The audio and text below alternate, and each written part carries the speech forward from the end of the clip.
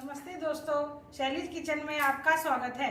आज हम जो रेसिपी बना रहे हैं उसके लिए यहाँ पर मैंने ये फ्रेश मलाई ली है। ये 4-5 दिन की मलाई है। आप ज़्यादा दिन पुरानी मलाई का यूज ना करें, 4-5 दिन की मलाई हो तो ही सही है। और अब हम इसे एक कढ़ाई में डाल लेते हैं। यहाँ पर मैंने जो मलाई थी उसे कढ़ाई में डाल लिया है। अब हमने मलाई को गैस पर रख लिया है और अब हम इसे पकाकर इसका जो है घी निकाल लेंगे। घी आप चाहें तो सिम गैस पर भी निकाल सकते हैं, और अगर आपको जल्दी हो तो आप इसे हाई फ्लेम पर लगातार चलाते हुए भी इससे मलाई से घी निकाल सकते हैं। आज हमें डायरेक्ट मलाई से ही घी निकालना है, उसके बाद ही हमारी जो आगे की रेसिपी है वो बनकर तैयार होगी। अब मैं आपसे मिलती हूँ जब हमारा घी निकल जाएगा उसके बाद। अब मलाई ने घी अच्छे से छोड़ दिया है और जो हमारी खुरचन है वो भी बिल्कुल ब्राउन कलर की हो गई है। अब हम घी को एक छन्नी में डालकर अच्छे से छान लेंगे ताकि घी नीचे निकल जाए और जो खुरचन है वो ऊपर छन्नी में बच जाए। अब मैं पहले अपने घी को अच्छे से छान लेती हूँ। अब हमने घी को अच्छे से छन्नी से छान लिया है और जो घी को पकाने के बाद हमारी खुरचन बची है वो इस तरह से बची है।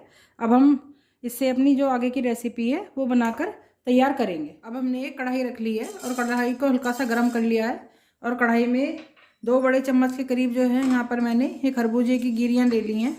आप चाहें तो आप इनकी जगह जो तरबूज की गिरी आती हैं वो भी ले सकते हैं, और अगर आपको ये खाना पसंद ना हो तो वैसे आप इसे स्किप भी कर सकते हैं। और अब हम इन्हें थोड़ा सा हल्का सा ड्राई रोस्ट कर लेंगे। हमें इन्हें तब तक रोस्ट करना है जब तक कि इनमें से चट चट की आवाज़ नहीं आ जाती है और ये हल्की हल्की हमें फूली हुई सी दिखाई नहीं देती हैं। गैस की फ्लेम को हम यहाँ लो टू मीडियम रखेंगे। ज़्यादा हाई फ्लेम पर हम इन्हें नहीं भूनेंगे, नहीं तो ये ऊपर से एकदम इन पर ज़्यादा डार्क कलर आ जाएगा।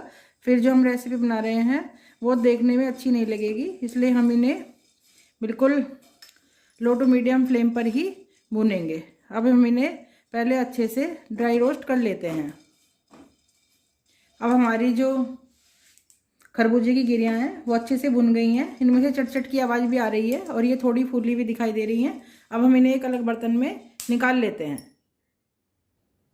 अब मैंने यहाँ पर 1 बड़ी चम्मच के करीब जो है ये देसी घी डाला है। जो हमारा देसी घी है वो अच्छे से मेल्ट हो गया है। गैस की फ्लेम लो टू मीडियम ही है। और अब हम यहाँ पर आधा कप कटे हुए बादाम डाल देंगे और हम इनको हल्का सा भून लेंगे। हम इन्हें लगातार चलाते हुए भूनेंगे ताकि हमारे जो बादाम है वो बहुत ही अच्छे से भूनकर तैयार हो जाए। अब यहाँ पर जो हमारे बादाम हैं वो अच्छे से भुन गए हैं। अब मैंने यहाँ पर आधा कप जो है कटे हुए काजू डाल दिए हैं और अब हम इन्हें भी अच्छे से रोस्ट कर लेंगे। काजू को रोस्ट करने में बहुत ज़्यादा टाइम नहीं लगता है, इसलिए मैंने बादाम के साथ इन्हें नहीं डाला था, मैंने बाद में ही इन्हें डाला है। और अब हम इन्हें लगातार चलाते हुए थोड़ी देर अच्छे से रोस्ट कर लेते हैं। अब हम यहाँ पर 1 बड़ी चम्मच के करीब जो है ये किशमिश ऐड कर रहे हैं और 2 बड़ी चम्मच के करीब यहाँ पर मैंने कटा हुआ पिस्ता ऐड किया है। और अब हम इनको भी बस 1 मिनट के लिए हल्का सा भून लेंगे। बहुत ज़्यादा नहीं भूनेंगे, थोड़ा सा ही भूनेंगे ताकि इसमें एक बहुत ही अच्छी सी सौंधी सी खुशबू आ जाए। अब पिस्ता और किशमिश को भूनते हुए 1 मिनट लगभग हो गया है। अब मैंने यहाँ पर बारीक कटा हुआ नारियल डाला है और इसे भी हम थोड़ी देर के लिए भून लेंगे। नारियल को हमें बहुत ज़्यादा देर के लिए नहीं भूनना है, नहीं तो इसका कलर चेंज हो जाएगा और फिर ये खाने में अच्छा नहीं लगेगा। और कोई भी ड्राई फ्रूट अगर आपको पसंद ना हो तो आप उसे स्किप कर सकते हैं, और क्वांटिटी भी आप ड्राई फ्रूट्स के अपने हिसाब से एडजस्ट कर सकते हैं। कोई अगर आपको ज़्यादा पसंद है तो आप उसे थोड़ा सा ज़्यादा डाल लीजिए, और अगर आपको कोई ड्राई फ्रूट कम पसंद है तो आप उसे क्वांटिटी को कम कर सकते हैं। यहाँ पर मैंने अपने हिसाब से डाला है। ये चॉइस आपकी है कि आपको कितने ड्राई फ्रूट डालने हैं। अब हम इसे थोड़ा सा रोस्ट कर लेते हैं। अब मैं साथ साथ ही यहाँ पर 1 कप जो है ये कसा हुआ जो नारियल आता है जिसे हम घर में अच्छे से कस लेते हैं वो डाल दिया है, और इसे भी हम एक बार बिल्कुल लो टू मीडियम फ्लेम पर अच्छे से भून लेंगे ताकि जितने भी हमारे ड्राई फ्रूट्स हैं इनमें से बहुत ही अच्छी महक आएगी। और अब हम इसे लगातार चलाते हुए थोड़ा सा भून लेते हैं। अब मैंने यहाँ पर 1 कप जो ये डेसिकेटेड कोकोनट आता है ये डाल दिया है।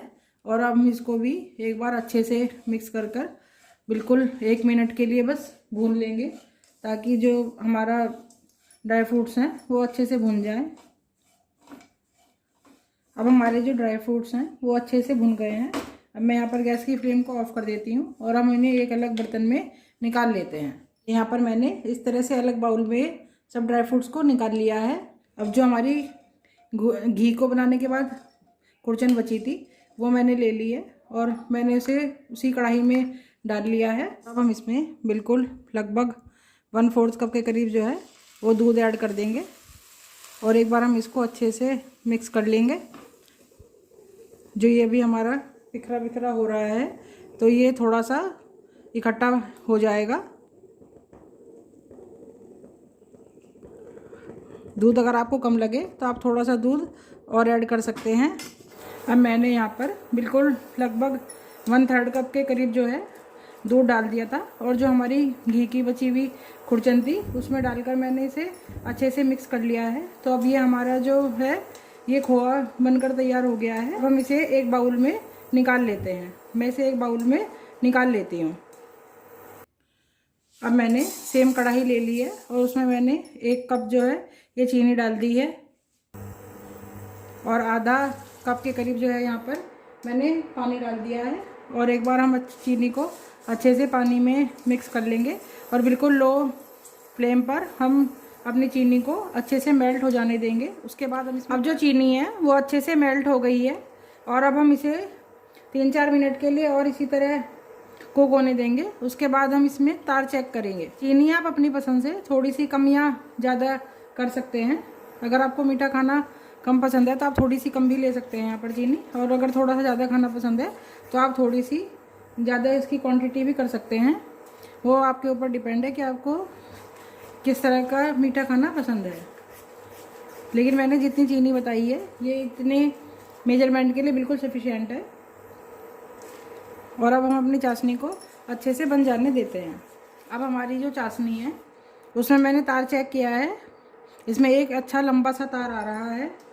अब हम इसमें जो ये हमने घी की गुड़चन है इसे डाल देंगे और हम इसको अच्छे से चाशनी में मिक्स कर लेंगे इस तरह से, ताकि ये जो गुड़चन है ये चाशनी में बिल्कुल अच्छे से मिक्स हो जाए। आज हम जो लड्डू बना रहे हैं ये ड्राई फ्रूट के लड्डू हैं। ये खाने में बहुत ही टेस्टी लगते हैं और आप इन्हें कभी भी बनाकर खा सकते हैं। आप जिस किसी भी मेहमान को ये लड्डू खिलाएंगे तो वो आपकी तारीफ़ करे बिना नहीं रह पाएगा और पूछेगा कि आपने ये लड्डू किस तरह से बनाकर तैयार किए हैं। अब जो हमारा घी की गुड़चन थी वो चाशनी में अच्छे से मिक्स हो गई है और अब हमने जो ड्राई फ्रूट्स भून कर रखे थे वो भी हम इसमें डाल लेते हैं। और मैंने सारे ड्राई फ्रूट्स डाल दिए हैं और अब हम इसे लगातार चलाते हुए थोड़ी देर के लिए कुक कर लेंगे, ताकि जो हमारा मिक्सचर है ये थोड़ा सा थिक हो जाए। अब हम इसे लगातार ही चलाएंगे, छोड़ेंगे नहीं। हम इसे लगभग 3-4 मिनट के लिए इसी तरह लगातार चलाते हुए अच्छे से कुक कर लेंगे। बिल्कुल तली तक ले जाकर चलाएंगे, नहीं तो ये तली में नीचे लग जाएगा और फिर जो हमारे लड्डू हैं वो खाने में अच्छे नहीं लगेंगे। अब जो लड्डुओं का मिक्सचर है वो अच्छे से ड्राई हो गया है। अब हम गैस की फ्लेम को ऑफ कर देते हैं और इन्हें थोड़ी देर के लिए इसी तरह ठंडा होने देते हैं। उसके बाद हम अपने लड्डू बांधेंगे। अब हमारा जो लड्डुओं का मिक्सचर है वो अच्छे से ठंडा हो गया है। अब हम इसके लड्डू जो हैं वो बांध देते हैं और लड्डू जो आप अपनी पसंद से थोड़े से बड़े या थोड़े से छोटे, जिस साइज़ के आपको पसंद हो आप उस साइज़ के लड्डू बांधकर तैयार कर सकते हैं। ये देखिए इस तरह से मैंने लड्डू बांध दिया है और अब हम इसे एक प्लेट में रख लेते हैं। इसी तरह मैं आपको एक लड्डू और बांधकर दिखा देती हूँ। ये देखिए यहाँ पर मैंने दूसरा लड्डू भी बांध लिया है और अब हम इसी तरह अपने सारे लड्डुओं को बांधकर तैयार कर लेते हैं। अब हमने अपने सारे लड्डुओं को बांध लिया है और ये देखिए कितने अच्छे हमारे जो लड्डू हैं वो बनकर तैयार हुए हैं और बहुत ही टेस्टी बने हैं ये खाने में। लीजिए तैयार है घी की गुड़चन से बने हुए ड्राई फ्रूट के लड्डू। आप मेरी रेसिपी को ज़रूर ट्राई करें और मुझे कमेंट करके बताइए कि आपको मेरी रेसिपी कैसी लगी। अगर आपको मेरी रेसिपी पसंद आई हो तो इस वीडियो को लाइक करें, शेयर करें और मेरे चैनल पर नए हैं तो मेरे चैनल को सब्सक्राइब करना बिल्कुल भी ना भूलें। Thank you.